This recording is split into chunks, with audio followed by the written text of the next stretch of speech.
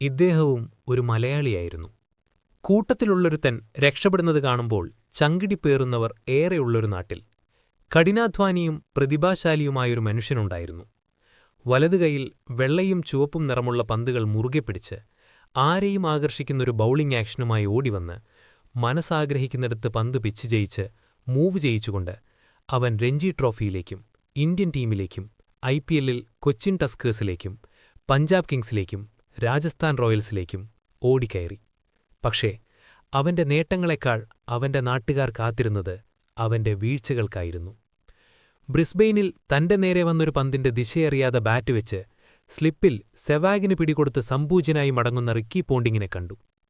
കിങ്സ്റ്റണിൽ നിലയുറപ്പിക്കുന്നതിനു മുൻപ് Chris ഗെയിലിന്റെ of stump പിടിതെടുത്ത ആ ഇൻസ്വിംഗിംഗ് yorker കണ്ടു.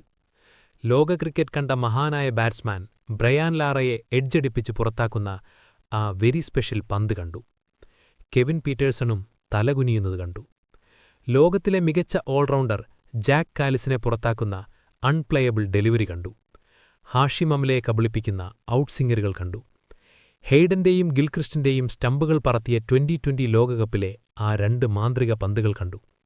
അപ്പോൾ ലോകം പറഞ്ഞു, ഭാവി ഇന്ത്യയുടെ പേസ് ബൗളിംഗിന്റെ പതാകവാഹകൻ ഈ ചെറുപ്പക്കാരൻ തന്നെ. പക്ഷേ അവന്റെ നാട്ടുകാർക്ക് അതെല്ലാം ഭാഗ്യമായിരുന്നു. അവന്റെ അഗ്രഷൻ അവർക്കു അഹങ്കാരമായിരുന്നു. അവന്റെ ആത്മവിശ്വാസം അവർക്കു ധിക്കാരമായിരുന്നു. പഞ്ചാബ് കിങ്സിന്റെ കാലത്ത് ഹർഭജൻ സിംഗ് അവന്റെ മുഖത്തടിച്ചെന്ന വാർത്ത വന്നപ്പോൾ അവരൊക്കെ ഒരേ സ്വരത്തിൽ പറഞ്ഞു, അവന്റെ സ്വഭാവത്തിന് അതുതന്നെ വേണം. ഒത്തുകളി വിവാദത്തിൽ അവന്റെ പേര് വന്നപ്പോൾ അവന്റെ വീഴ്ച കാത്തിരുന്നവർക്ക് കിട്ടിയ സുവർണാവസരം അതായിരുന്നു. കോടതി കുറ്റവിമുക്തനാക്കിയിട്ടും സൈബർ ആക്രമണങ്ങൾ അവസാനിച്ചില്ല.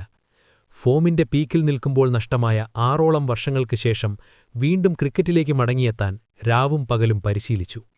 പഴയ ആയുധങ്ങൾ വീണ്ടും മിനുക്കി രഞ്ജി ട്രോഫി കളിച്ച് ഫിറ്റ്നസ് തെളിയിച്ചു. IPL ലേലത്തിൽ ഏതെങ്കിലുമൊരു ടീം വിളിക്കുമെന്ന് പ്രതീക്ഷിച്ച് കാത്തിരുന്നു. പക്ഷേ ആ കാത്തിരിപ്പ് വിഫലമായപ്പോൾ അവൻ തന്റെ എല്ലാമെല്ലാമായ ഈ ഗെയിമിനോട് വിട പറഞ്ഞു. ഇന്നലകളിൽ അവനെ തള്ളിക്കളഞ്ഞവരുടെ കൂട്ടത്തിൽ നമ്മളുമുണ്ടായിരുന്നുവല്ലേ? പ്രതിസന്ധി സമയത്ത് നമ്മൾ ഒരിക്കലെങ്കിലും അവനെ ചേർത്തു പിടിച്ചിരുന്നെങ്കിൽ ഒരുപക്ഷേ അവന്റെ കരിയർ ഇങ്ങനെ അപൂർണമായി അവസാനിക്കില്ലായിരുന്നു. 27 ടെസ്റ്റ് മത്സരങ്ങളിൽ 87 വിക്കറ്റുകൾ, 53 ഏകദിനങ്ങളിൽ 75 വിക്കറ്റുകൾ, 10 2020യിൽ 7 വിക്കറ്റുകൾ, 44 IPL മത്സരങ്ങളിൽ 40 വിക്കറ്റുകൾ. അതെ, ഇങ്ങനെ അവസാനിക്കേണ്ട ഒന്നായിരുന്നില്ല അവന്റെ കരിയർ. അതായിരുന്നില്ല അവനിലെ പ്രതിഭ. കാരണം ഇദ്ദേഹവും ഒരു മലയാളിയായിരുന്നു. നന്ദി ശ്രീ, 1000 ത്രസിപ്പിക്കുന്ന ഓർമ്മകൾക്ക്.